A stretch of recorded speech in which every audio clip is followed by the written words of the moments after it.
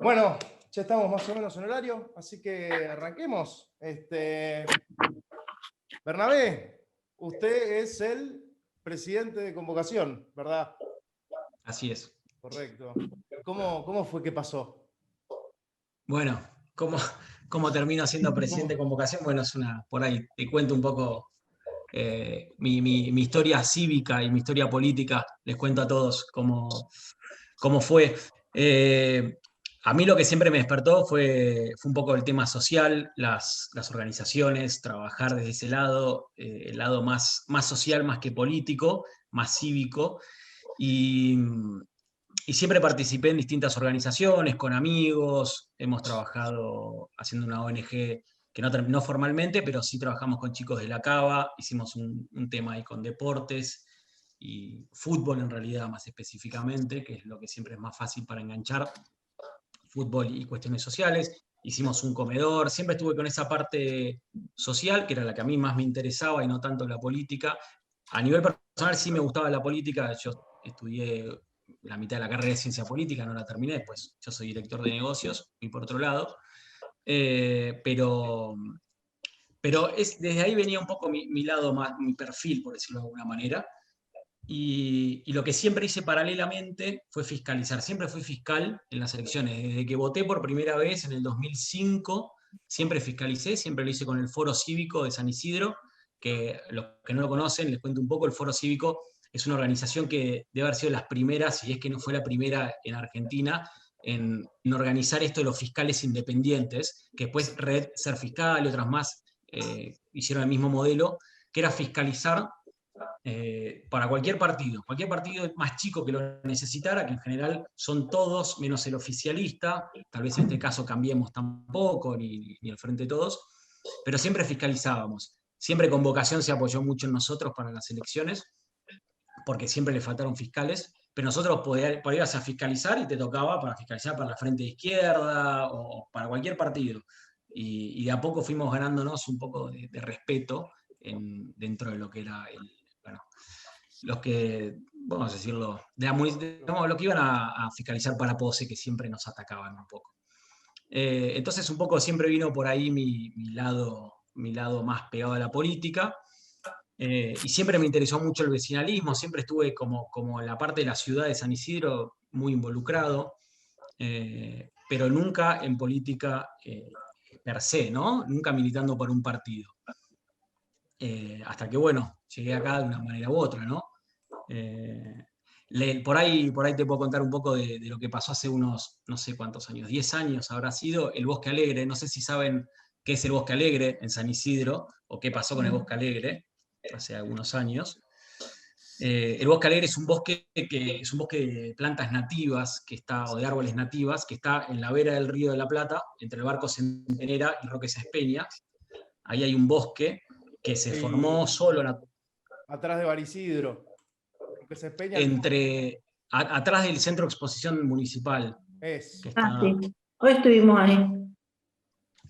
eh, y, y, el, y hace unos 10 años más, bueno, se formó solo. ¿Por qué se formó solo un bosque? Porque todo lo que trae el río, yo no soy ningún especialista en naturaleza ni nada, pero digo, pero lo que trae el río desde el delta para acá siempre arrastra semillas, y arrastra plantas, y arrastra toda esta cuestión.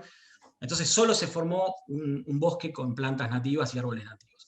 ¿Y qué pasó? Bueno, la historia es que hace unos 10 años, un momento así, el intendente, nuestro amigo el intendente, decidió donarle a un club privado, al CASI, todas las tierras y empezaron a talar el bosque. Entonces, en esa talada de bosque, que para nosotros o para mucha gente en este siglo talar un bosque es demencial, nos unimos como vecinos, se armó un tema, bueno, un movimiento de vecinos y frenamos un poco todo. Se pudo frenar con amparo judicial de por medio. Claro, y además Y ahí, hacían sesiones en el bosque. sí, sí, nos juntábamos ahí a Ahí en el debatir con los bosque. vecinos a ver cómo seguíamos, cómo podíamos frenar al municipio. Y ahí había de todo, o sea, gente que venía a colaborar, desde abogados, ambientalistas, a de todo, a vecinos, simplemente vecinos, tratando de frenar esto. Y se frenó por la mitad, porque ya una parte la habían talado, bueno, y nos quedamos ahí y logramos que se mantuviera por lo menos un pedazo de bosque. que era importantísimo aparentemente para un equilibrio que hacen con la reserva natural. Bueno, y en esas protestas hubo ahí un conflicto policial ¿Qué que pasó? nos llevaron detenidos después de algún acto de violencia de la policía, y fuimos detenidos, así que con algunos otros miembros del comité directivo, que hoy son parte del comité directivo también. Así que bueno, Preso. nada, esa es un poco la historia del Bosque Alegre y el involucramiento así en política municipal en ese sentido. Y lo que también siempre, bueno, siempre estuve haciendo yo como parte política o cívica, en realidad, era participar de todos, fui a todos los debates que se hicieron a nivel municipal, de candidatos a intendentes y candidatos a concejales, siempre fui, y esto les cuento a todos que acá involucra un poco a Manu, que es nuestro moderador querido, que el año pasado, Manu, inspirado un poco en el debate presidencial, me vino a decir, che, tenemos que organizar un debate, pero a nivel municipal, en San Isidro. Y claro, le digo, pará, Manu, eso ya existe, ya se viene haciendo hace un montón de años, y claro, él no estaba enterado porque tenía muy poca difusión. Entonces ahí nos contactamos con los chicos que lo organizaban y les dimos una mano y nos involucramos organizando todo el debate. Y gracias por ese involucramiento generamos el debate El más de intendentes convocado, más convocado, con más con gente más y más, gente, ¿no? con Y más que despliegue. más apareció en los medios, ¿no? Mm, En la UBA, aparte, en la ni más ni UBA. menos. Nos prestaron sí, una clase en la UBA que estaba desbordada de gente, no entraba más gente, estaba la gente en los pasillos, ¿no? Previo COVID, ¿no? El año pasado, cuando Ah, podíamos sí, sí. amontonarnos.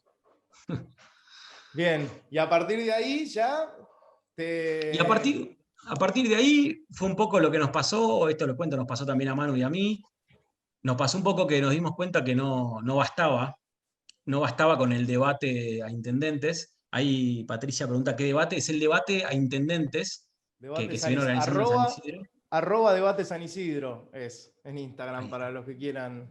Ahí están todas las noticias de esa época, ¿no? Y bueno, participaron todos los candidatos, Gelay, obviamente Marcos, todos menos el intendente, que no fue, quedó ahí la silla vacía.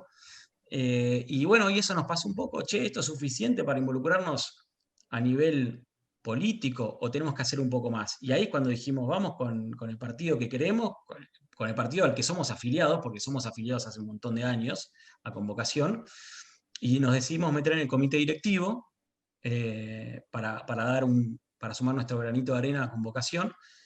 Y bueno, y dentro del comité había que elegir un presidente nuevo y terminé siendo yo. Esa es la historia de cómo terminé siendo presidente de Convocación. Qué hermosa historia. Y ahora, a futuro, ¿cuál es la idea?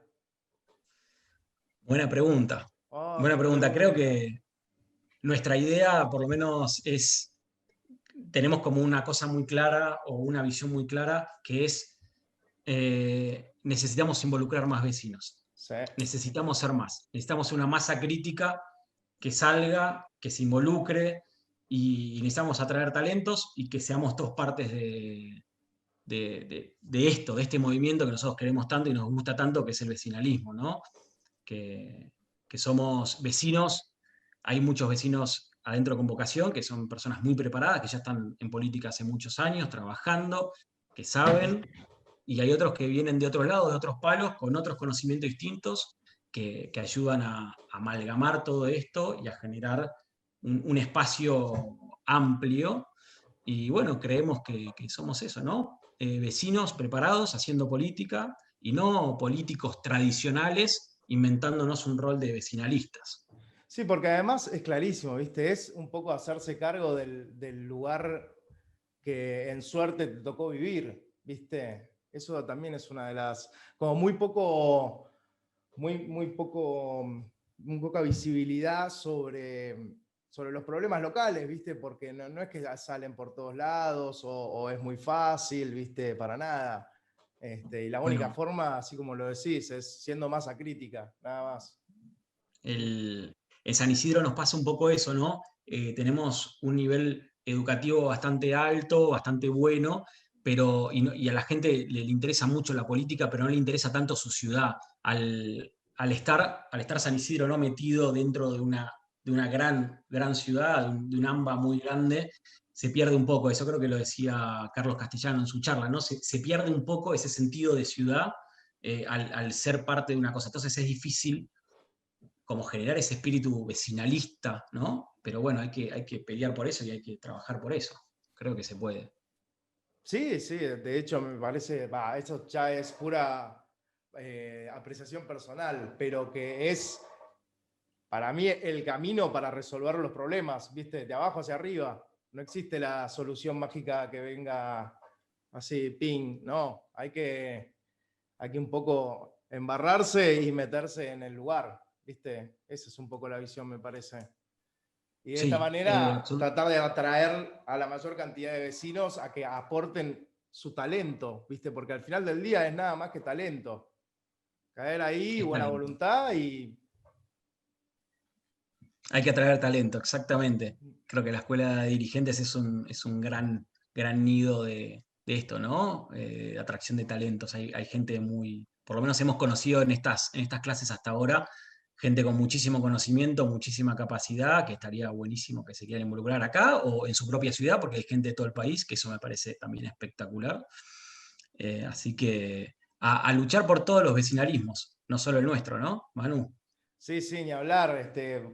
Más está decir que los que son de otros municipios que no son el que nosotros vivimos, podemos generar mucha simbiosis, ¿viste? De conocimiento, de know-how, o sea, hay como mucha capacidad que se puede explotar de muchas maneras. Hay mucha capacidad, sí, sí, sí, definitivamente. Y como vos decías, me parece mucho más fácil, si uno quiere cambiar el mundo, cambiar tu país, cambiar tu provincia, cambiar tu ciudad, es lo primero, ¿no? Tu metro cuadrado. Es lo más fácil, lo más posible, lo más cercano y es accesible. Eso por ahí es lo que a mí me atrae tanto, que es accesible.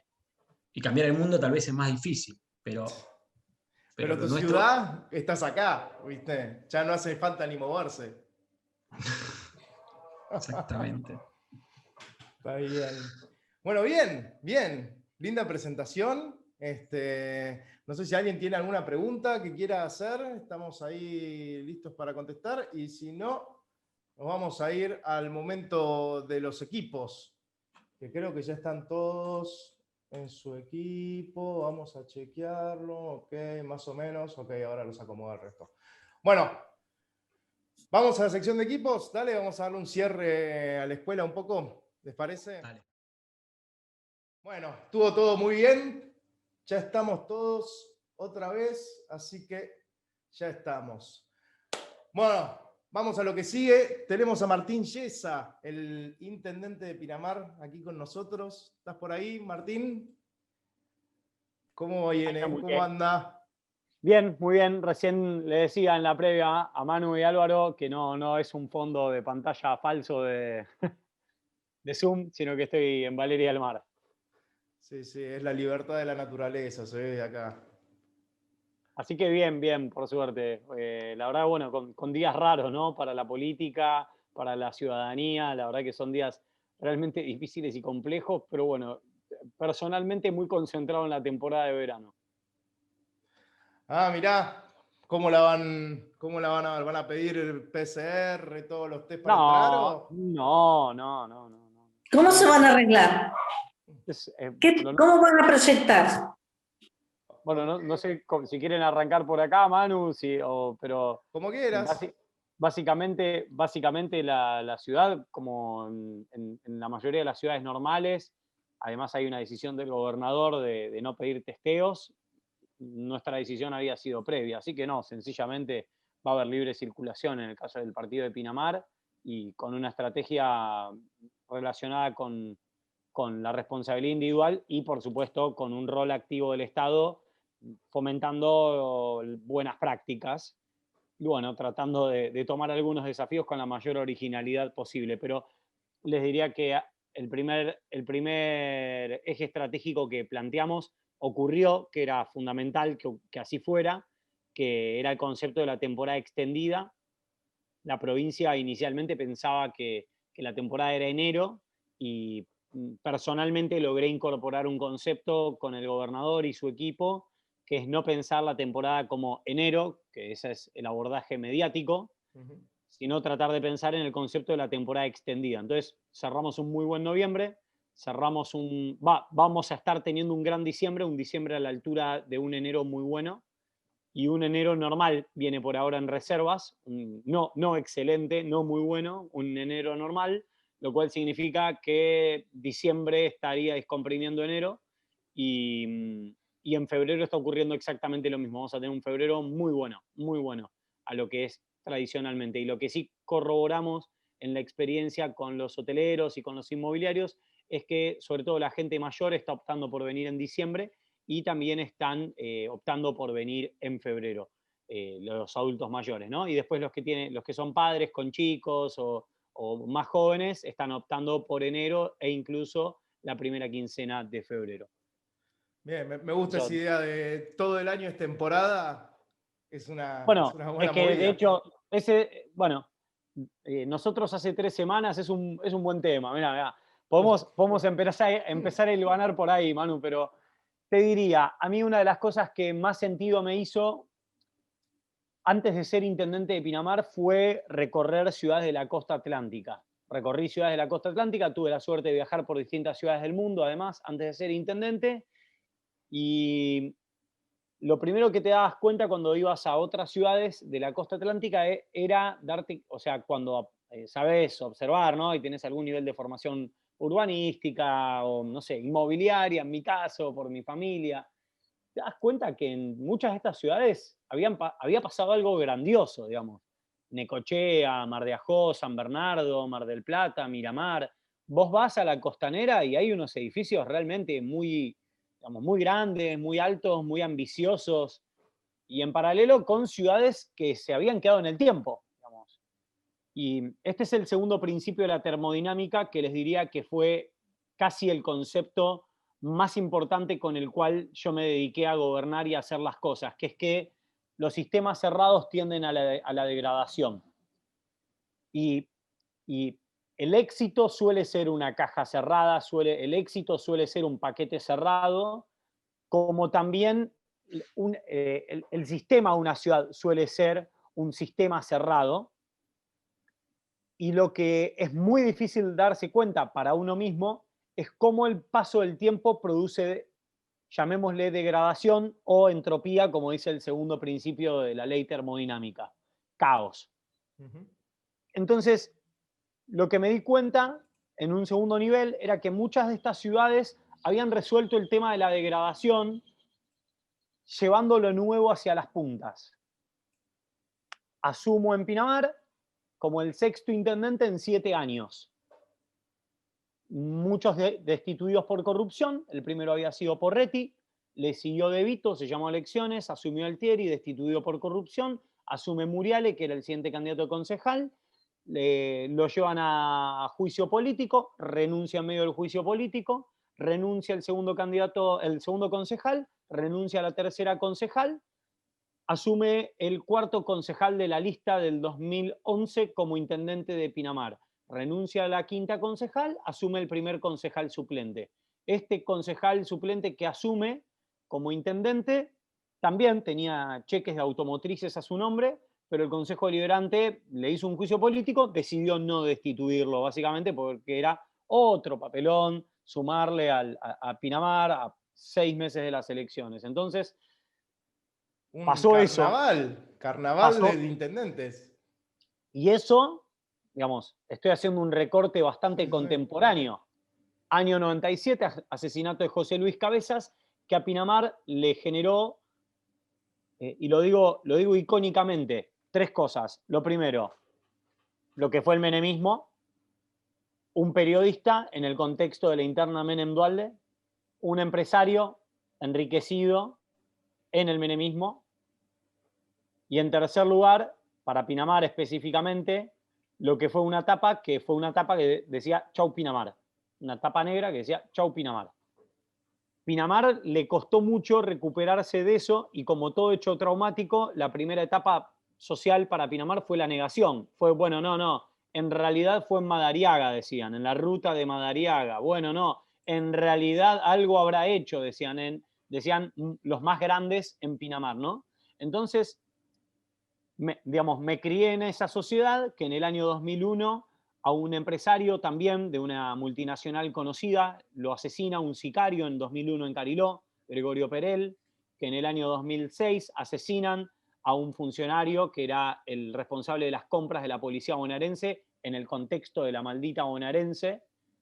Lo mata un sicario en el año 2006. Entonces ahí sí viene Porretti y todas las sucesiones. O sea, son 20 años de daño estructural, institucional de un municipio vinculado a la corrupción, a la política, al poder económico concentrado, a los intereses, a la influencia de los medios de comunicación y como consecuencia la degradación de la ciudad, cuyo último éxito, como Fito Páez, lo habíamos tenido en los 90. Lo habíamos tenido en los 90. Pero que no había sido el único éxito que habíamos tenido. No había sido el único éxito que habíamos tenido, pero sí era la última idea de éxito. Entonces, asumo en ese contexto, en el contexto de una ciudad que creía y medía su éxito en función de la cantidad de automotrices y de políticos que venían en verano, y a mí eso sencillamente me desagradaba y me generaba repulsión.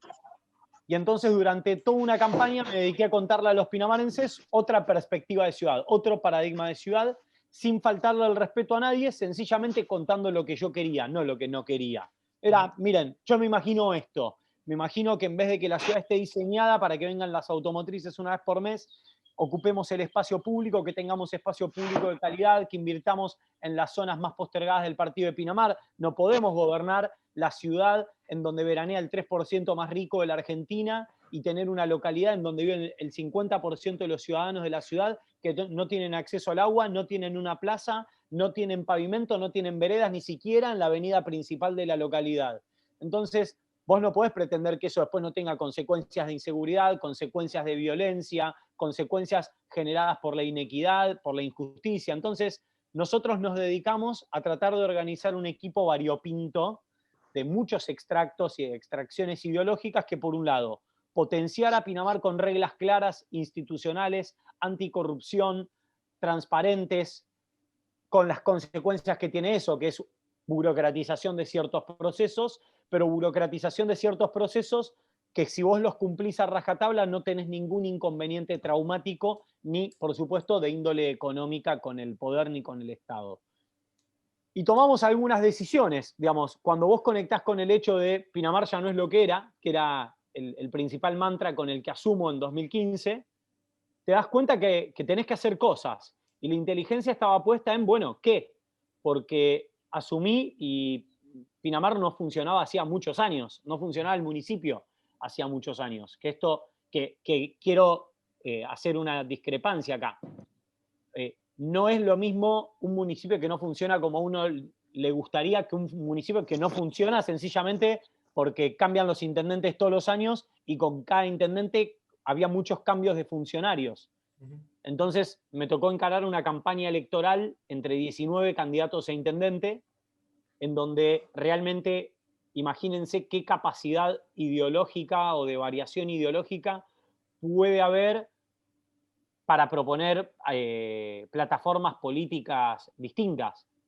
Entonces, mi cálculo fue bastante aritmético, digamos, bastante matemático. Pensé lo siguiente, si somos 45.000 habitantes, ¿cómo pueden 19 candidatos a intendente tener un equipo de gobierno?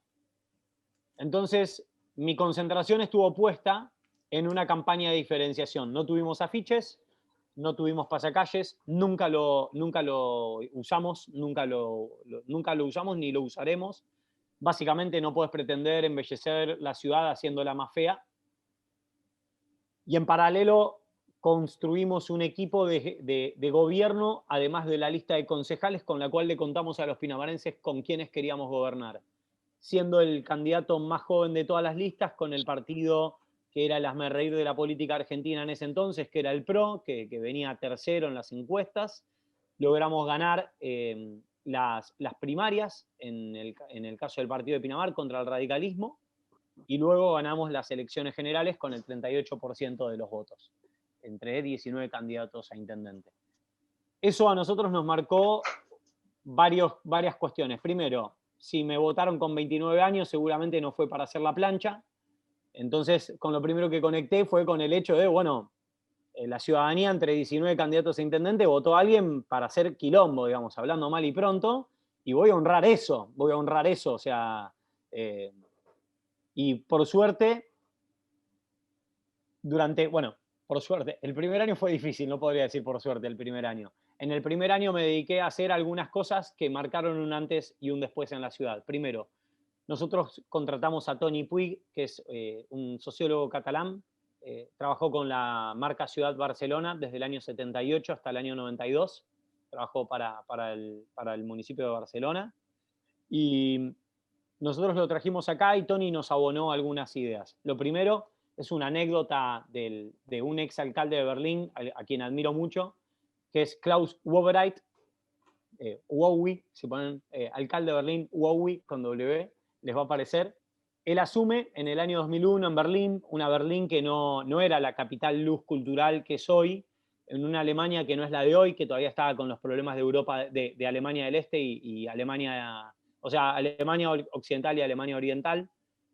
Y no tenía plata, estaba en quiebra Berlín, y Wowi dice algo así como, pobres pero sexys. No tenemos plata, pero vamos a hacer cosas que estén bien, que nos diviertan. Digamos, no hay plata, bueno, pues qué buena noticia que no haya plata, porque ahora va a haber que usar la originalidad. Y en el caso de Pinamar lo que nos pasaba era que todo el mundo decía, bueno, Pinamar es una Ferrari, Pinamar, plata, Pinamar, mucha gente con plata, sí, ok, pero el municipio estaba en quiebra. El municipio está en quiebra y hay una parte del diseño urbano de la ciudad que hace que sea una ciudad de impuestos caros y de municipio pobre. Digamos, que eso más adelante nos podemos adentrar si a alguno le interesa en particular, que es parte del efecto de las ciudades estiradas en cuanto a su densidad demográfica. Entonces, eso por un lado. Y el primer año nos dedicamos a dos grandes variables. Lo primero, hicimos una encuesta, es muy importante trabajar con encuestas, sobre todo para no, digamos, es muy importante trabajar con la ciudadanía, cercanía, hacer reuniones con vecinos, procesar la información con los equipos de gobierno, pero después, fundamentalmente, es también trabajar con otra escala cuantitativa para entender qué es lo que tiene en su cabeza la opinión de los ciudadanos. Y le preguntamos a los vecinos de Pinamar si preferían grandes obras o pequeñas, o sea, grandes obras que transformen la ciudad o pequeñas obras que mejoren el día a día. Ustedes ya tienen su experiencia política, se imaginarán, los vecinos, con mucha humildad, preferían pequeñas cosas que mejoren el día a día. ¿Pero qué hice yo? Lo contrario. ¿Y cómo era la relación? 70% de los vecinos quería pequeñas cosas que le cambien el día a día y el 30% grandes obras. Como las pequeñas cosas eran muchas, o sea, cuando encuestábamos las pequeñas cosas eran muchas, no me alcanzaba la plata. O sea, si bien eran muchas pequeñas, no me alcanzaba el presupuesto para abordar todas seria y profesionalmente. Y las grandes, yo entendía que necesitaba mandar un mensaje a la ciudadanía, pero también hacia afuera, a inversores potenciales, de que en Pinamar nos habíamos dado cuenta que la ciudad estaba detenida en el tiempo, que estaba en un proceso de degradación y que la queríamos cambiar. Y eso fue la renovación del Frente Marítimo, que tomé la decisión de comenzar con la demolición de 46 balnearios en Pinamar. ¿Pero qué hice mientras tanto? Me dediqué a reformar toda la administración de la Municipalidad de Pinamar. La segunda cosa que hice, me mudé al hospital, donde se iba el 38% del presupuesto, para aumentar la cobrabilidad de las prepagas, organizar el problema de los horarios de los médicos que estaban superpuestos y después problemas de corrupción hospitalaria con médicos que trabajaban en el hospital y facturaban a través de sus clínicas. Entonces eran 3 las cosas que teníamos que resolver, sumado a que encima no había sistema de turnos. Entonces resolvimos las 4 una vez que yo me mudé al hospital e hicimos base. Entonces, ¿por qué? Porque 4 de cada 10 pesos de la Municipalidad de Pinamar se iban ahí. También nos fuimos agarrando cada una de las áreas de la municipalidad, como alumbrado, barrido, poda, recolección de residuos, ramas. No había máquinas, me hacían paro todas las semanas, me agarraron del cogote, me quisieron agarrar a trompadas. Y en paralelo el Frente Marítimo, que estaba lleno de cuestionamientos porque básicamente nunca se había hecho, no hay una experiencia en el mundo de una ciudad que se haya dedicado a demoler su frente marítimo. No hay ejemplos en el mundo. Entonces era todo incertidumbre para los ciudadanos y para los medios de comunicación más nacionales. Llegamos a diciembre de 2016 con la ciudad que no podíamos juntar las ramas, con la ciudad que no cambiábamos los focos, mejor que gestiones anteriores, con el hospital que funcionaba igual que antes, pero había algo que había cambiado, que es que nosotros estábamos reformando todo el sistema intramunicipal administrativamente.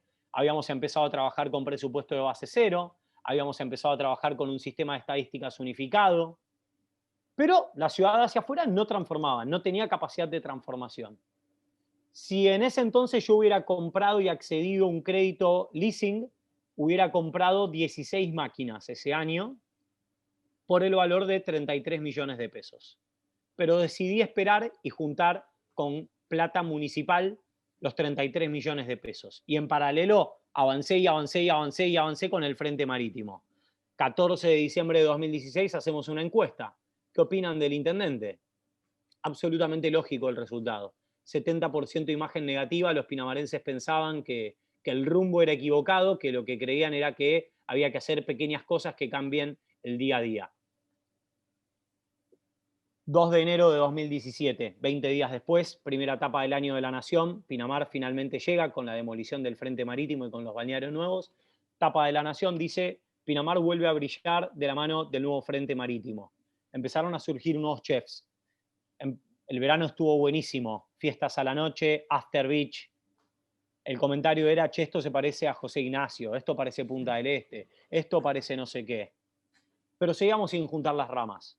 Marzo, empezamos a trabajar un nuevo pliego de la basura, pasamos en un año de tratar 40 kilos de reciclado, que era lo que trataba el partido de Pinamar diariamente, o sea, lo mismo que nada, 40 kilos diarios, con 4 empleados de la cooperativa.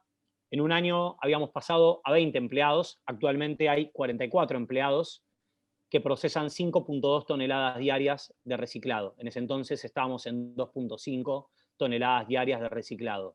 Empezamos a trabajar en un nuevo pliego de la basura, en un nuevo pliego para la recolección de los residuos verdes, pero también lanzamos una compra. ¿Se acuerdan que les dije con 33 millones de pesos, 16 máquinas? Bueno, con 33 millones de pesos cash en la Argentina, y no con los tiempos del Estado, 33 millones de pesos te pago en el instante, nos compramos 35 máquinas, no 35 autos, no 35 camionetas, 35 máquinas, motoniveladoras, hidrogrúas, palas cargadoras, bateas, camiones, barredora mecánica. Entonces, ¿qué pasó? Bueno, la ciudad tenía, naturalmente, proyectos ambiciosos. Habíamos empezado a organizar administrativamente el municipio, habíamos empezado a aumentar la cobrabilidad, pasamos de cambiar un foco de luz de 3 meses y medio, que era lo que tardaba el municipio cuando yo asumí, a hacerlo en menos de 24 horas. Las ramas ya no eran un tema, la basura se pasaba, pasamos de tener una motoniveladora a tener 5 motoniveladoras nuevas. La motoniveladora es como la topadora, que acá que tenemos calles de arena, lo explico, es como la máquina que nos ayuda a mantener como si fueran nuestros caminos rurales, ya que acá se valora mucho la calle de arena, es parte de la mística de la ciudad. Entonces cerramos el año con 60% de imagen positiva de la gestión y con un 20% de imagen negativa de la gestión. 2015 ganamos las elecciones con el 38% de los votos, 2019 con el 58,7% de los votos, sacándole 29 puntos de diferencia al adversario de la Cámpora, que sacó 30 puntos menos que Axel Kicillof, es decir, con corte de boleta bastante masivo hacia nuestra boleta, con una persona con la que tengo muy poco que ver, que es Axel. Tuve votos con Del Caño, digamos, más que la propia candidata de Del Caño. Y eso fue producto de que hicimos un enorme trabajo con un equipo de vecinos de Pinamar consolidados, con valores que nunca abandonamos la cercanía. La cercanía era uno de los 3 factores que más valoraban los vecinos. Hicimos más de 100 obras en educación, en infraestructura, pluviales, hidráulicos, etc.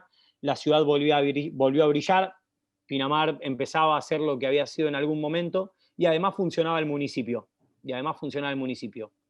Así que un poco la síntesis es esa. si quieren, vi que hay varias preguntas, Manu. Sí. Podemos detenernos en algunos detalles, pero básicamente cuando alguien decide y toma la decisión de trabajar por la ciudad que ama, con valores, con un equipo de trabajo técnico, se anima a dar giros paradigmáticos, tiene consistencia, se animan con carácter a conversarlo con los vecinos, no le faltan nunca el respeto a nadie, no se ocupan mucho más de los demás que de ustedes mismos y de proponerle, hacerle una propuesta concreta a la ciudadanía, bueno, eso puede tener buenos resultados, Bien, yo quería hacerte una pregunta sobre el primer momento, ¿no? O sea, sos electo intendente, llegás ahí a la oficina, te encontrás con una estructura que ya venía funcionando y vos asumo que en la cabeza tenías una estructura imaginaria, digamos. ¿Cómo fue ese proceso de, ok, lo quiero más así, lo quiero ir más para allá, por qué voy a ir por acá? No, en realidad el diagnóstico lo tenía clarísimo. El que hoy es mi jefe de gabinete había sido funcionario municipal, entonces conocía muy bien los números de la MUNI. Tiene mi misma edad, además, economista.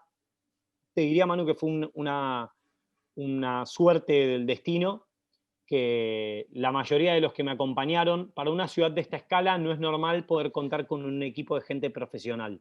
No es tan normal conseguir en ciudades del interior que mucho de tu equipo, siendo oposición, sean profesionales. Entonces teníamos un diagnóstico muy claro del municipio y ese diagnóstico además era muy pesimista y así también encaraba los desafíos y los debates con otros candidatos a intendente, que decían iban a hacer una cosa, otra cosa.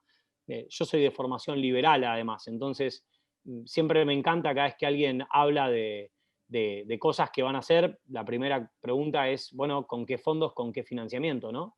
Entonces, cuando asumo, en realidad el único trauma era asumir el costo de las decisiones que había que tomar o que yo entendía que había que tomar. Y hay una expresión que a mí me gusta mucho, que es que el capital político está para ser invertido.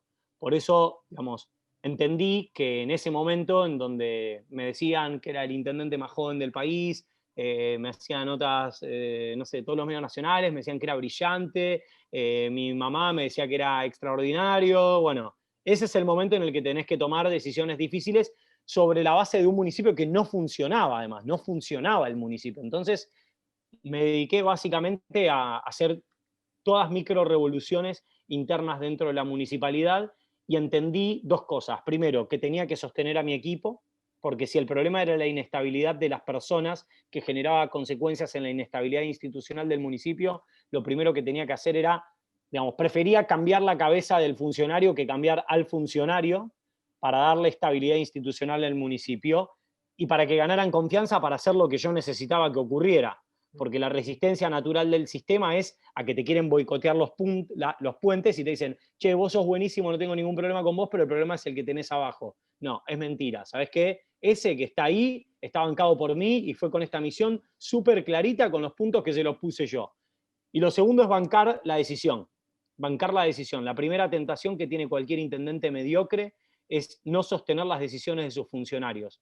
Yo soy de la idea de que el intendente no es el que toma las decisiones, sino que es el que potencia las decisiones. Un intendente tiene que tener la capacidad de elegir a sus funcionarios políticos para que sean ellos los que sean dueños de las áreas, se hagan cargo de las áreas y tienen que representar los intereses del intendente y los valores del intendente, que es la persona que fue elegida por los ciudadanos y por lo tanto tiene que representar los valores e intereses de los ciudadanos. Entonces, si es el intendente el que le tiene que decir lo que tiene que hacer un funcionario, estás al horno. No estás ante un líder, estás ante un jefe, no estás ante una persona que se va a dedicar a potenciar un equipo interdisciplinario, estás ante una persona que viene a anteponer lo que se le ocurrió ese día. Entonces, yo lo que generé básicamente es un equipo en donde las personas que elijo hablan por mí, las personas que elijo trabajan representando los valores con los cuales nosotros construimos una relación de confianza con la ciudadanía. Entonces, esos dos fueron factores clave, Manu. Y esto te lo digo porque puede parecer inocente, pero cuando estás en una crisis, lo más natural para el intendente está, o sea, la política clásica tiende a anular los equipos, tiende a anular a las personas para salvarse uno mismo. Esa es la política clásica. O sea, aniquilar a uno para salvarse uno mismo, ¿no? Entonces, eso, así lo resolvían siempre los ex intendentes de Pinamar. Entonces yo me di cuenta que tenía que bancar la parada y tener una claridad conceptual que tenía que ser muy, y además, como toda estrategia, el concepto tiene que ser simple. Digamos, el axioma de Apple es think different. Entonces si vos le decís, che, mirá, se me ocurrió una idea, ¿por qué no hacemos un gabinete de compu blanco con un botón celeste? Che, no, IBM, o sea, no, Apple, think different. O sea, tratá de traer otro modelo. O sea, las estrategias tienen que ser siempre simples. Las estrategias tienen que ser siempre simples. Y la nuestra fue muy simple. Es, la municipalidad no funciona, nos vamos a dedicar a transformarla con un equipo de gente al cual lo vamos a sostener pese a, digamos, salvo corrupción, ¿no? Salvo corrupción, pero digamos, por mayor error que cometa en sus formas humanas de relacionarse, tomé la decisión de bancarlos y que aprendieran, y que aprendieran. Y eso no es normal, y eso no es normal y dio buenos resultados. Bien. Cuentas claras, así. Es exactamente así. Es exactamente así. Entonces, porque eso, cuando alguien va a negociar con vos también, porque es importante, digamos, que se perciba que el intendente es confiable. Ese no es un hecho menor, que se perciba que el intendente es confiable. Que si vos vas a hablar con el intendente y que te dice que sí, es sí. Porque el intendente también dice que no. Porque no hay nada más clásico, y esto lo escuché de Mauricio y me encantó, se la robé. Mauricio una vez nos juntó a los intendentes y dijo, miren, si liderar consiste en decir que sí, yo me voy y la pongo a Antonia acá. Entonces todo lo que ustedes le vengan a decir, sí. ¿No? Está la idea de Menem, ¿no? Político, que era el carismático, que a todo el mundo le decía lo que quería escuchar y a todo el mundo le decía que sí. Hoy, personalmente, creo que tenemos un presidente que tiene una personalidad parecida. Está en C5N, dice una cosa, está en TN, dice otra cosa. Lo que tiene que después en Twitter se cruzan los dos Albertos y se contradicen, ¿no? Entonces, digamos, el problema de cuando vos le decís que sí a todo, corres dos riesgos. Primero, el de la demagogia, y el segundo es que la gente no sepa quién sos. Y yo creo que esa política se podía hacer en el siglo XX. Yo creo que en el siglo XXI la ciudadanía y fundamentalmente los jóvenes y los no tan jóvenes que están hartos de la política tradicional no le perdonan no saber de quién están hablando. ¿Cuáles son tus valores? ¿Quién sos? ¿Quién sos? ¿Quién sos? Eso no te lo perdona hoy la ciudadanía. Las sociedades modernas, contemporáneas, no perdonan al sí fácil. Me encantaría que algún día me digas que no, para saber quién sos, qué es lo que defendés, qué es lo que no estás dispuesto a hacer. Totalmente. Bueno, tenemos acá un poco más de preguntas. Preguntan si el hecho de haber sido el intendente más joven, si te sentiste, digamos, que te respetaron o te fueron con toda por ser el más chico. Con el respeto me lo fui ganando con el tiempo, sobre todo con la reelección sirvió. La reelección sirvió. Pero te diría que aún hoy, digamos, ahí está el grupo de los grandes y estoy yo. La realidad, Manu, es que me adelanté una generación. A los tiempos normales de la política me adelanté una rotación. No sé si una generación, pero sí una rotación. Digamos, en los tiempos normales de la política alguien llega a intendente entre los 42 y 45 años. Yo llegué con 29, es decir, entre 13 y 15, 16 años antes de los tiempos normales. Y no es que tenés un costo, en realidad es que no te integran, digamos. Y que además vos, por ser un producto de tu generación, o sea, yo soy un producto de mi generación, no conviví con Perón, no conviví con la guerra de Malvinas, no conviví con la dictadura, no conviví con el gol de Maradona a los ingleses, o sea, nací el mismo año que Diego hace el gol a los ingleses, ¿no? Yo tenía 6 meses cuando Diego le hizo el gol a los ingleses, entonces no conviví con todo eso. Y eso te genera una perspectiva de la realidad política distinta a la de alguien que sí vivió con Perón, que sí vivió la dictadura, que sí vivió la guerra de Malvinas. Yo me acuerdo la primera vez que a los 15 me había comprado el Manifiesto Comunista. Nunca fui marxista, pero siempre fui lector. Y mi papá estaba preocupado que en la crisis del 2001, yo tenía 15 en la crisis del 2001, tenía el Manifiesto Comunista, mi papá tenía miedo que volvieran los militares, digamos, cuando fue el 21 de diciembre, ¿no? Entonces me decía, hijo, vos no podés tener este libro en la biblioteca. Entonces, digo, son mambos que uno no tiene, ¿no? Generacionalmente, pero que hay una generación que sí la tiene, que sí lo tiene o que lo tuvo en algún momento. Y eso tiene consecuencias también, eso tiene consecuencias. Entonces sí, afecta, pero me parece que también abre la oportunidad para mostrar cómo uno puede imaginarse que va a ser la política en unos años, o cómo podría llegar a ser la política en unos años. Bien, muy bueno. Acá una pregunta un poco más de financiamiento. ¿Cómo es el financiamiento de Pinamar? ¿Tiene mucha tasa, ABL? ¿Cuánto es el porcentaje de los vecinos que pagan? El 85% de los ingresos de Pinamar son propios y el 15% coparticipación. Es una de las relaciones más bajas de la provincia, probablemente junto a San Isidro, Vicente López y algún municipio más. Digamos, la mayoría de los municipios tienen una relación 70-30 o 60-40, o los del conurbano a la inversa, ¿no? 40-60, o sea, 40 recursos propios, 60 de coparticipación. Y nuestra relación es 85-15 aproximadamente. Nosotros lo que tenemos es una cobrabilidad que fue aumentando año tras año. Tuvimos dos ejes estratégicos en los que nos concentramos. El primero, para los que les divierten los números, nosotros gobernamos con presupuesto de base cero. No gobernamos con presupuesto por programas, sino que le damos una vueltita de tuerca más y funcionamos con paquete, o sea, nosotros le decimos paquete de toma de decisiones, y en lo que estuvimos trabajando todos los años es en un sistema que lo creamos nosotros con nuestra área de gobierno abierto, se llama Sigmund, en honor a Sigmund Freud. Nosotros, la gran revolución administrativa y financiera que hicimos en los 2 primeros años, que nos valió el premio al segundo mejor municipio de la Argentina en 2018, mejor administrado de la Argentina en 2018, fue un premio que por este sistema Sigmund. En muchos municipios del interior, no conozco tanto los del AMBA en su idiosincrasia, pero en muchos municipios del interior existe este axioma: las horas de la MUNI se pasan, se trabajan las horas extra. Se trabajan de verdad las horas extra, ¿no? Entonces, con muchas discusiones mediante con el sindicato, yo lo que hice fue generar este sistema de paquetes de toma de decisión o presupuesto de base cero, en donde yo lo que le dije a todos los funcionarios es: no hay horas extra, se terminan las horas extra. Y una vez que se terminan las horas extra, nosotros en lo que vamos a estar trabajando y concentrados es, si vos querés horas extra, me tenés que aumentar la eficiencia de las horas laborales obligatorias, de 7 a 14.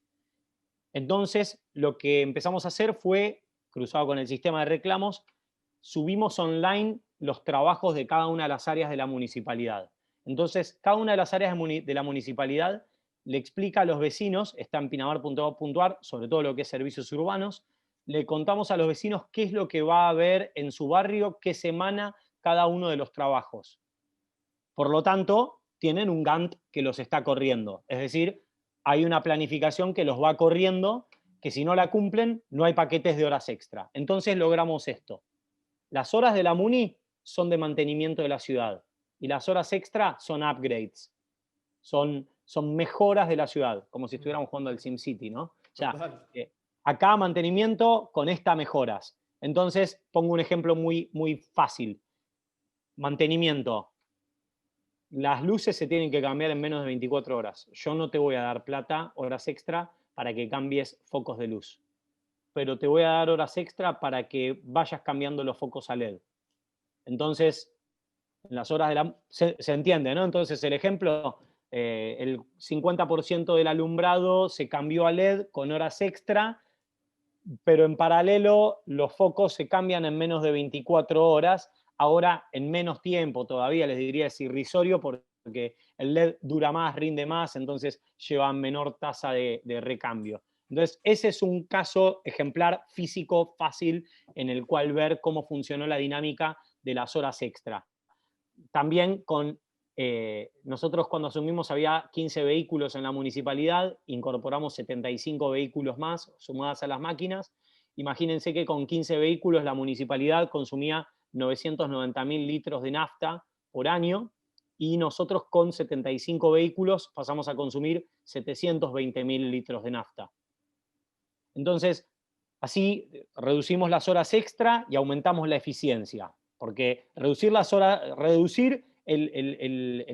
extra y que no pase nada no tiene ningún talento. El talento acá estuvo en que reducimos las horas extra y aumentamos la productividad. Es decir, funcionaba, con menos plata funcionaba mejor que antes que había más plata. Y con el quíntuple de vehículos y máquinas reducimos en un 22% aproximadamente la cantidad de consumo de nafta. Entonces fueron muchas de estas pequeñas cositas que nosotros fuimos haciendo, además de la compra de máquinas que vuelve más eficiente cada recurso humano que trabaja en el mantenimiento y mejoras de la ciudad. Bien. Eso, Manu. Bueno, ahí preguntaron por el coeficiente de coparticipación, si no me falla la memoria, creo que es 0,342. Ese es el coeficiente que tenemos nosotros acá. Y un hecho no menor es que nosotros nunca tuvimos mayoría en el Consejo Deliberante. Todos los años me cuesta muchísimo trabajar el presupuesto y desde que asumí, todos los años me dan la mitad de la inflación. Cada vez menos, entonces. Sí, pero y así todo sigo sacando adelante beneficios para los comerciantes y los empresarios y la calidad de la gestión de la MUNI no merma. Digamos, por supuesto que nos encontramos, o sea, cuando vos desfinanciás así, ante el problema que te ves en que no tenés capacidad de reinversión y de mantenimiento de los edificios municipales o de recambio de maquinaria o de móviles de seguridad, digamos, lo que no te permite es eso, básicamente, cuando vas tan finito contra la inflación. Pero nosotros ahora estamos trabajando para poder tener una actualización de una parte del parque automotor, que es parte de las cosas importantes pues, para los vecinos. Bien, seguimos. También, acá preguntan por el código de ordenamiento urbano. ¿Lo tuviste que modificar? Nosotros, en Pinamar se trabajó mal, para mi gusto se trabajó mal. Se trabajó en el Consejo Deliberante, fue muy manoseado el Código de Ordenamiento Urbano entre todas las fuerzas políticas. Finalmente el producto fue un producto mediocre, la reforma de Código de Ordenamiento Urbano que se hizo, y yo no insistí demasiado para que se impulsara esa reforma de Código de Ordenamiento Urbano. Vetar un Código de Ordenamiento Urbano en el que había trabajado mucha gente, pero que había dado un resultado negativo, no era la mejor decisión institucional, había entendido en ese caso, pero sencillamente no quedó vigente porque eso requería aprobación con la provincia y yo como intendente no lo impulsé. Lo que sí trabajamos ahora es un nuevo plan director para Cariló, que básicamente a lo que apunta, por eso al principio de la charla les mencionaba esto. Pinamar es de las ciudades que tiene tasa, es una enfermedad, es una patología urbana en términos financieros, no en términos humanos. Y ahora les voy a decir por qué. En términos financieros tiene un problema. Es una ciudad muy estirada, de viviendas unifamiliares en lotes de 1.200, 1.500 metros cuadrados. Entonces las tasas son altas proporcionalmente a las que cobra Rodríguez Larreta, porque Rodríguez Larreta le cobra la mitad, pero a 70 unidades funcionales en la misma parcela en la que yo tengo uno solo. Entonces, Larreta la cobra por 70, yo la cobro por 1. Entonces, ¿cuál es el problema de las ciudades de baja densidad demográfica o como la nuestra y muy estiradas urbanísticamente? Que vos pasas a tener tasas caras y un municipio que con cada estiramiento de la ciudad se va empobreciendo más porque sencillamente los servicios se tienen que ir estirando y la densidad demográfica no siempre lo amerita. Ese es un problema central. Pero después, ahora les digo lo bueno, lo lindo. Es el costo de elegir vivir así, digamos. Yo estoy rodeado de este bosque, tengo este jardín, está buenísimo. Elegimos vivir así y eso tiene un costo. Entonces, la realidad es que para nosotros es parte de lo que asumimos como el costo de elegir vivir en una ciudad bosque de baja densidad demográfica. En lo humano, la experiencia es muy hermosa, pero es más difícil de explicárselo al que maneja los números de la MUNI. Está bien. ¿Y para el futuro? ¿Qué estás planeando para el municipio? Básicamente, por eso al principio les había dicho esto, Manu, muchas ciudades tomaron la decisión de llevar la innovación hacia las puntas de la ciudad. O sea, en el Partido de la Costa crearon Costa Esmeralda. Pero no necesariamente se dedicaron en su momento a renovar sus cascos céntricos, que eran las marcas principales de sus municipios. Renovación de los cascos urbanos clásicos de la ciudad. Ciclovías, mega manzanas, aumento del espacio público en Avenida Bunge. Ahora empezamos con un proyecto de una vértebra de madera en Avenida del Mar, que va a ser un paseo peatonal para bicicleta o peatón en Avenida del Mar, con los mismos elementos de la renovación del frente marítimo, o sea, madera, arena y plantas. Entendemos que el desafío de la ciudad pasa hoy principalmente por, y lancé una campaña hace 3 semanas para la gente que se quiere venir a vivir a Pinamar. Pinamar es la ciudad con mayor crecimiento demográfico de la provincia, 84% de crecimiento demográfico en los últimos 12 años, y este año se recontrapotenció con el tema del coronavirus. Entonces sacamos una página, respira.pinamar.ar, para la gente que se quiere venir a vivir a Pinamar. Y tuvimos 350 consultas en 3 semanas. Y no comuniqué más en la última semana, pues nos estamos poniendo al día con todas las respuestas que teníamos que darle a todos los profesionales que se quieren venir a vivir a nuestra ciudad. Hoy la estrategia de la ciudad es esa. Pinamar era una ciudad diseñada para los turistas, es decir, para los que venían de afuera. Y eso generaba 2 problemas. Primero, para el local, que tenía un problema de sentir que su intendente o su equipo de gobierno no gobierna para ellos, sino que gobierna para otro. Y el problema que tenía para el turista es que el turista venía y sentía que la ciudad estaba diseñada para sacarle plata del bolsillo, que venía una ciudad de estafadores que le iban a cobrar un filete de merluza con papa hervida a 1.000 pesos. Entonces, lograr desgranar muchos de esos microprocesos y reconstruir una relación de confianza llevó mucho laburo, mucho desgaste humano, pero hoy definitivamente la estrategia principal de la ciudad es esta. La mejor Pinamar posible es la mejor Pinamar posible para los pinamarenses, porque la mejor Pinamar posible para los pinamarenses, partiendo de la base de que los pinamarenses son bonaerenses y argentinos y seres humanos, la mejor Pinamar posible para los pinamarenses debería ser la mejor Pinamar posible para cualquiera. Entonces, eso para nosotros pasó a ser un eje de gobierno. Trabajar en que la ciudad sea sexy, como decía Klaus Wowereit, que la ciudad sea entretenida, sea sexy, que uno sienta que si no está en Pinamar se está perdiendo de algo. Y eso lo fuimos logrando temporada tras temporada, y en los últimos 2 años logramos empezar a mejorar lo que era la calidad de vida durante el año. Y bueno, este año nos interrumpió el esfuerzo. Bien, muy vecinalista todo. Bueno, mi formación es vecinalista, Manu. Claro. El primer partido en el que participé fue vecinalista. Y de hecho, en mi equipo tengo, o sea, yo soy del PRO, pero te diría, gabinete radical, peronistas, socialdemócratas, progres, de izquierda, tengo de todo en el gabinete. Y personalmente, por eso te decía antes, tenés un problema si pones a alguien de derecha en desarrollo social, tenés un problema si pones a alguien de izquierda a controlar el gasto. O sea, el desafío de un líder es saber cómo parar en la cancha a los distintos jugadores y qué necesita cada minuto, cada jugada. Por eso, y en el medio no sucumbir ante la táctica. Ese también fue un concepto que lo escuché de Sergio Berenstein, que ponía el ejemplo de 2 políticos argentinos para diferenciar entre la táctica y la estrategia. Decía, vos lo escuchás a este político, un exintendente de la zona suya, y todos los días tiene razón. Todos los días tiene razón. Político táctico. Y vos lo escuchás a este otro político, un expresidente reciente de la Nación, vos lo escuchás a este otro político, y todos los días lo que dice te desagrada. Todos los días lo que dice te desagrada, nunca una para la tribuna. Nunca una para la tribuna. Pero en el tiempo, el que todos los días dice lo que vos estás pensando se contradice, y el que se dedicó a mantener su mensaje y sus valores en el tiempo fue estratégico. Entonces, yo creo que ese es el mejor aprendizaje del vecinalismo, que cuando uno logra combinar, y por eso los invito a leer a Tony Puig. Tony Puig tiene una expresión que para mí es un mantra. Él dice que no hay nada más ordinario que un político que quiere ser presidente.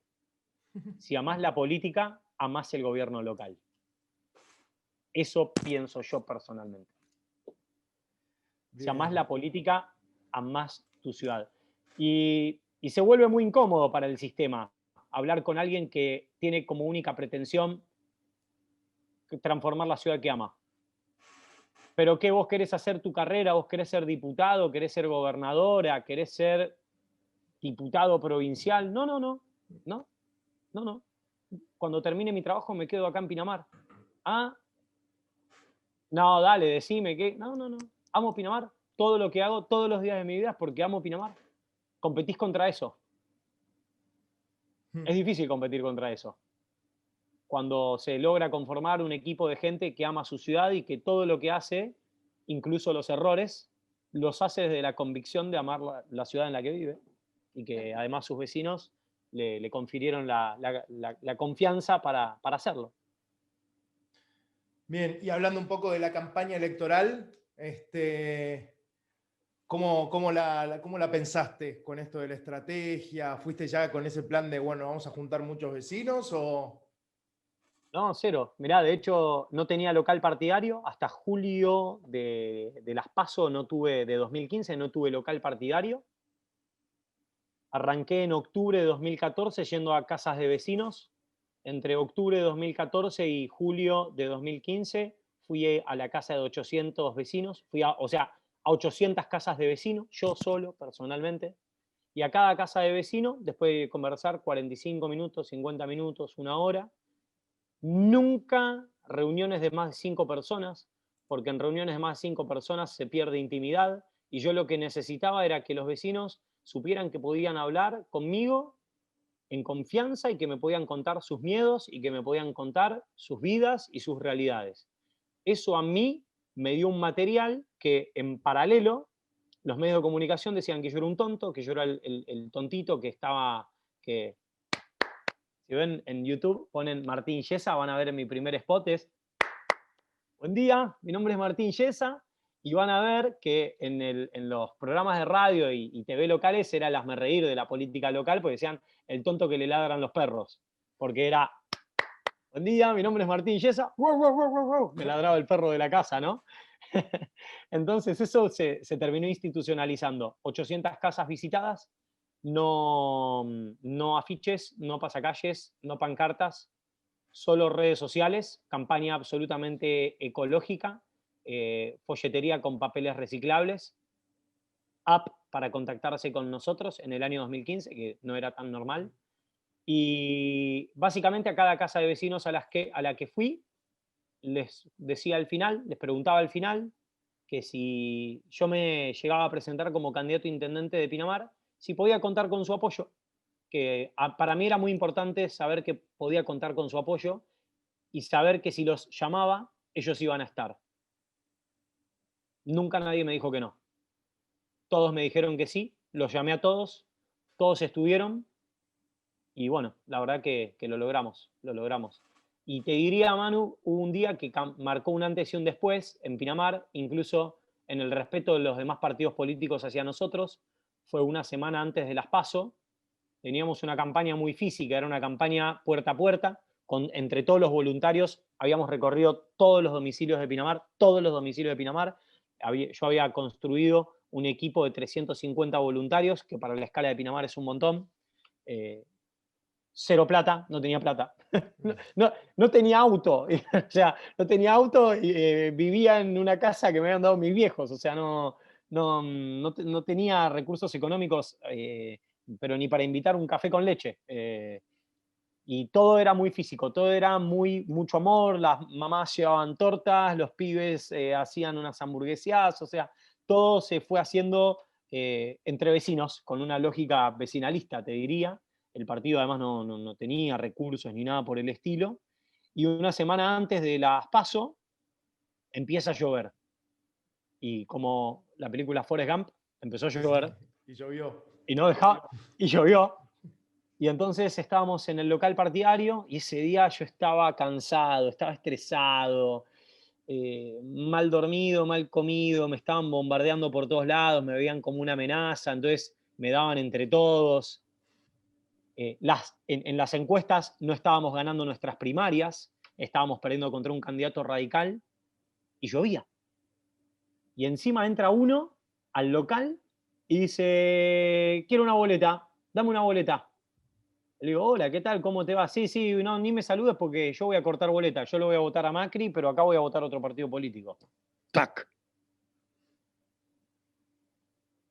Y uno de los voluntarios me dice, Marcela Torre, me dice, che, Tincho, ¿y si salimos igual abajo de la lluvia? Y uno que estaba ahí dice, che, yo tengo unos pilotos amarillos encima, que era nuestro color en la interna, ¿no? Y empezaron, che, piloto amarillo, piloto amarillo, piloto amarillo, juntamos 120 pilotos amarillos y durante una semana embolsamos nuestra propuesta, nuestra lista, y la llevamos a cada una de las casas de Pinamar abajo de la lluvia. Duplicamos nuestra intención de voto en los últimos 10 días antes de las primarias. A nosotros nos marcó un antes y un después. A nosotros nos marcó un antes y un después. ¿Y vos ves que se puede aplicar la metodología esta que usaste vos a un contexto más grande, como a la provincia, ponele? Creo que no, por la sencilla razón de la tecnología electoral. Creo que la boleta y el sistema de fiscalización arcaicos que tenemos vuelven improbable que un espacio político sin aparato ni un mega financiamiento tenga chances reales de poder competir y ser una opción real, democrática, para que los ciudadanos libremente la puedan elegir. Por la sencilla razón de que mientras existan algunos municipios del conurbano en donde persisten prácticas de desaparición de boletas, de encañonamiento de fiscales, sencillamente creo que no es posible. Mientras la provincia esté así diseñada, creo que se puede hacer, se puede intentar, pero creo que no se puede aspirar a tener buenos resultados con la misma lógica que nosotros lo hicimos acá. Por eso que creo en el tiempo que los gobiernos nacionales van a tener que rendir cuentas del porqué de su existencia. Tiendo a creer que los estados provinciales, con el tamaño de la provincia de Buenos Aires, van a tener que explicar por qué existen, pero los municipios no. Los municipios existimos hace 5.000 años, los estados nacionales son un invento de los últimos 200 años, y ciertamente todas estas cuestiones tienen consecuencias y por eso creo que amerita muchas discusiones de parte de la ciudadanía exigiéndole a los representantes políticos para que cambien las cosas. Total. Y en todos estos años de gestión, ¿qué crees que fue el desafío más grande que tuviste, lo más difícil? La confianza, construir confianza con la ciudadanía. Es lo que no puede generar prácticamente ningún político en la Argentina con la ciudadanía. Lo que más me costó fue construir confianza con vecinos de una ciudad que tuvieron 5 intendentes en 6 años, que desde el año 97 la política asesinaba a periodistas o asesinaban empresarios. Bueno, ese fue el principal desafío. Un desafío que llevó un montón de cosas, ¿no? O sea, desgaste físico me refiero a poner la cara. Digamos, la confianza no se hace por WhatsApp, la confianza no se hace por Facebook, la confianza no se hace por Instagram, la confianza es cara. La confianza es cara, digamos. Y si uno quiere cambiar las cosas, para cambiarlas de verdad, las cosas se cambian con la ciudadanía, con los vecinos. Y para que los vecinos te acompañen, tienen que confiar. Y si los vecinos no confían, no vas a poder hacer nada importante. Y en ese sentido, vos ahora abriste como una convocatoria para que aumente la población dentro de Pinamar, Exacto. ¿no? Exacto. ¿Esto te va a traer un conflicto de infraestructura o tenés, digamos, capacidad ociosa todavía que se banca más personas? No, de hecho, a ver, en primer lugar, si tuviéramos más gente, por ejemplo, a nivel escolar, si hubiera gente con plata que viene a vivir a Pinamar, es una oportunidad para colegios privados que ya están averiguando, algunos colegios privados de la Ciudad de Buenos Aires, para venir a radicarse acá con alguna sede. Universidad, tenemos la Universidad de la UADE, que tiene un campus extraordinario. Che, voy a agarrar la compu y me voy a ir adentro, que me estoy quedando sin batería. Después o sea, la ciudad, piensen, Manu, que está preparada para 330.000 personas que vienen durante el verano. El desafío sería la infraestructura escolar, básicamente, pero tampoco que van a venir 330.000 personas, pero la ciudad muy cómodamente podría tener 70.000 habitantes, o sea, 25.000 habitantes más de lo que tenemos hoy. Muy cómodamente la ciudad podría trabajar con 25.000 habitantes más. Eso, cifra que no di, somos 45.000 habitantes y la ciudad tiene 330.000 camas. Por eso es una potencia turística Pinamar, porque en verano septuplica su población. Como les diría, ninguna otra ciudad de la Argentina. Sí, sí, qué vértigo cuando te empiezan a caer. Te acostumbras. El problema es Eh, cuando. Te diría que el problema es cuando no hay vértigo. Ahí ah, entonces decimos, bueno, vamos, ¿qué hacemos? ¿Qué hacemos? ¿Qué tan factible ves aumentar los recursos de los gobiernos municipales, ¿no? Y las responsabilidades que tienen? Bueno, para mí ese es el drama por el cual Argentina no puede crecer hoy. Básicamente la estructura, o sea, yo soy de la idea de que el problema hoy, y publiqué una columna la semana pasada en La Nación sobre este tema, hay una parte de la política argentina que cree que el problema de la Argentina es la grieta o cosas por el estilo, o las PASO, o la reelección indefinida de los intendentes, digamos, no sé por qué, digamos, si ustedes le preguntan a los políticos de Argentina hoy en qué están pensando en estas tres cosas. Y yo tengo esta interpretación, y es que, y bueno, agrego una cosita más. Cuando se entrevistan individualmente con alguno de los dirigentes nacionales de la Argentina, de todos los partidos políticos, ellos tienden a creer que el problema de la Argentina es que no la gobiernan ellos. Entonces, eso tiene un problema concreto. ¿Cómo es la presión tributaria en la Argentina?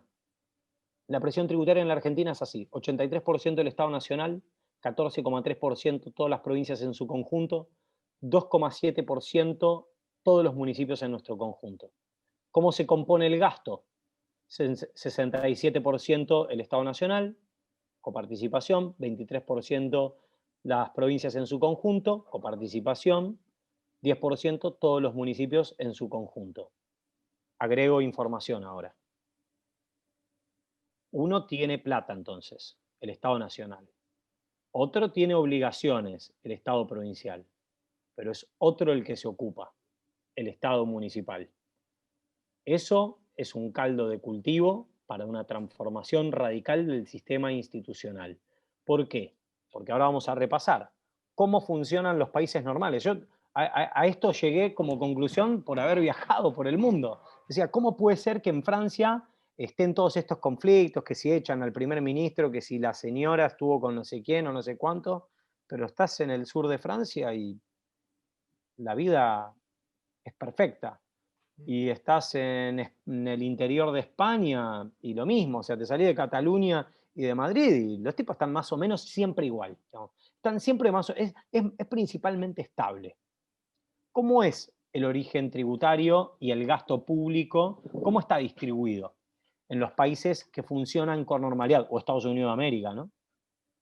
33% del Estado Nacional, 33% los estados o departamentos provinciales, 33% los municipios. Así está distribuida la presión tributaria y el gasto público en los países normales. Acá tenés subsidios cruzados, coparticipación que nadie sabe ya cómo se compone, es una fórmula compleja, inexacta, que no refleja la realidad, en algunos casos que potencia la demografía, en otros casos la geografía, en otros casos genera inequidades, provincias sobrerepresentadas, provincias subrepresentadas, provincias sin autonomía municipal, pero con la realidad adelante. Entonces, yo creo personalmente que la provincia de Buenos Aires necesita una transformación institucional, que la Argentina necesita una transformación institucional. La Argentina es de 1853, el debate de la Argentina es la coparticipación, y eso no cambió nunca. Y en 1994 se podía lograr y no se hizo. Y quedó un articulito de la autonomía municipal.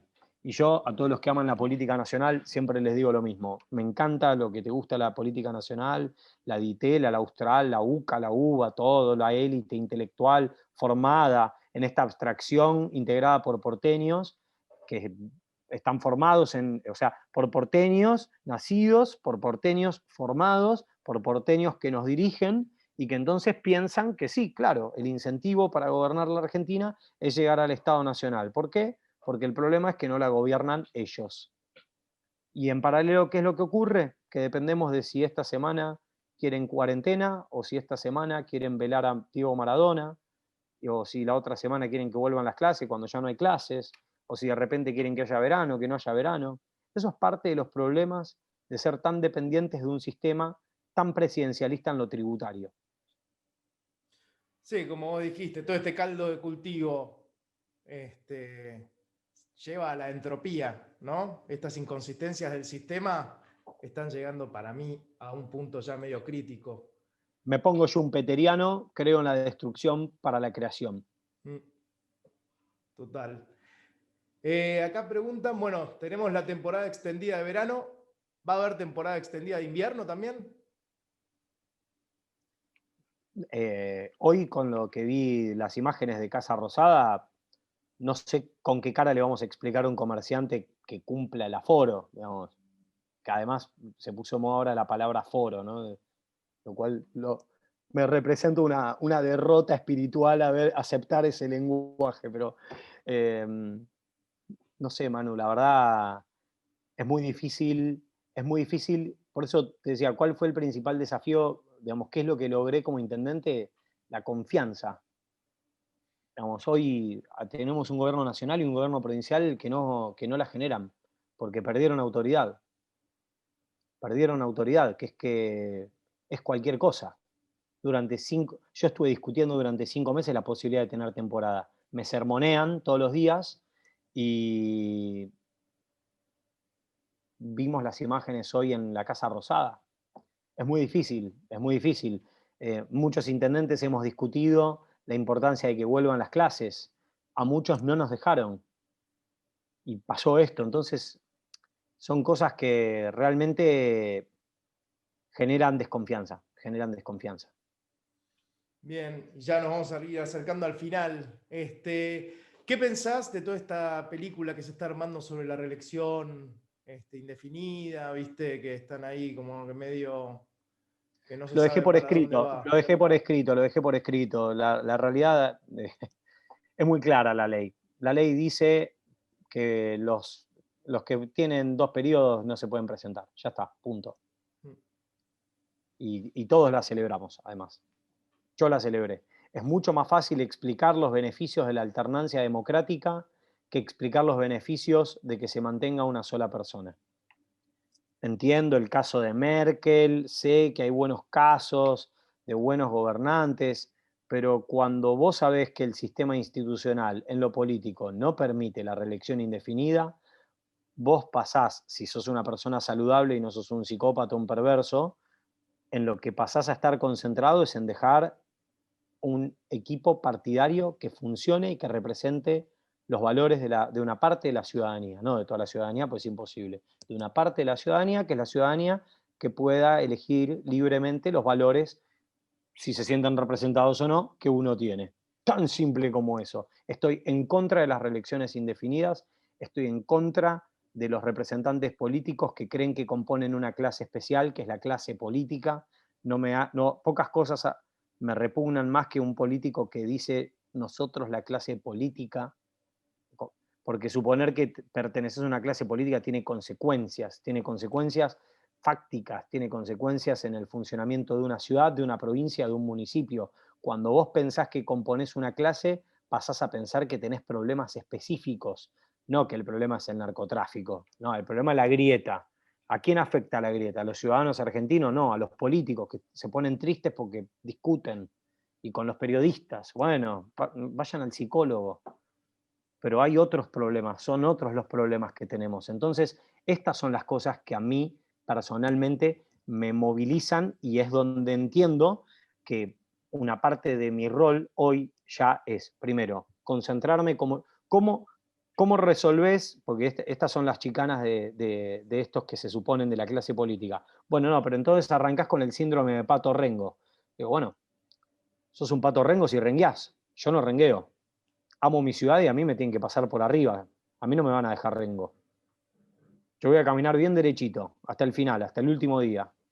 Y los ciudadanos van a tener un intendente concentrado en mantener su prestigio en base a acción y cercanía. Entonces, vos sos pato rengo si rengueás. No es una excusa. digamos, la dilución, cómo se diluye el poder. Esas son opciones. Y bueno, capaz me equivoqué y hoy otros con más experiencia tengan razón o no. Yo creo que vale la pena hacer el experimento democrático, que es el de la alternancia en el poder.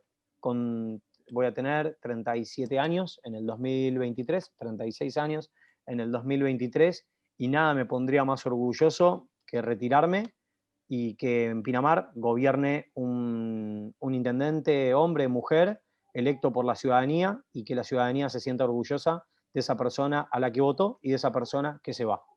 Poder caminar tranquilo, que me inviten a los actos en las fechas patrias para poder arriar la bandera, las cosas que construyen memoria institucional en una ciudad.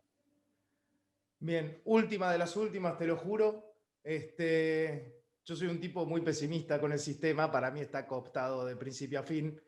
Quería saber un poco cuáles fueron tus sensaciones, ¿viste? Al tener que enfrentarte a ese sistema y tener que trazar la línea de tal vez todo lo que estuvo de acá para atrás no va a existir más por el sistema cooptado, ¿se entiende? Esas resistencias, ¿sentiste miedo de alguna manera?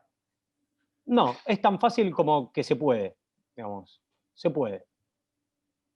Se puede. El punto es cuán decidido está uno para hacerlo. Te diría que acá la clave principal es tenerlo lo suficientemente conversado con la familia, nada más. Pero se puede, se puede. El tema es que uno esté lo suficientemente convencido. Total. Bueno, bien. Ya estamos, me parece, para mí, ¿no? Buena charla. Martín, espectacular, la verdad. No lo puedo ni creer todavía. Un placer compartir este momento. Cualquier cosa me escriben a redes sociales. Las manejo yo, no tengo community manager, no tengo nada, así que a lo sumo puedo demorar un ratito en contestarles nomás. Bien, bien. A ver si este verano nos mojamos un poco el pelo en ese mar, ¿viste? Por favor. Y el año que viene la repetimos con asado en persona. Por favor, ahí va. Bueno, muchas gracias a todos. Buena la escuela, ya terminó. Ya está. Felicitaciones. Gracias. Felicitaciones a todos. Saludos, Manu. Saludos. Chao. Muchas gracias. Éxito. Muchas gracias. Gracias, Martín. Gracias. Mucha energía. Muchas gracias para todos. Chau a todos. Les vamos a mandar una encuesta para que contesten. Ahí va. Gracias, Martín, por la escuela. Gracias por todo. Gracias a todos. Muchas gracias. Que no se corte, hablen por WhatsApp. El jueves nos encontramos en la cena. Ahí va. Jueves. Bien. Chao, chao, muchas gracias. Jueves 3 de diciembre, cena de recaudación, y es un buen evento para reencontrarnos. Es un alto evento para reencontrarnos. Mejor, Cata. Dale, me anoto. Bien. No nos extrañamos. Chao, chao, gracias. Muy bueno, te felicito.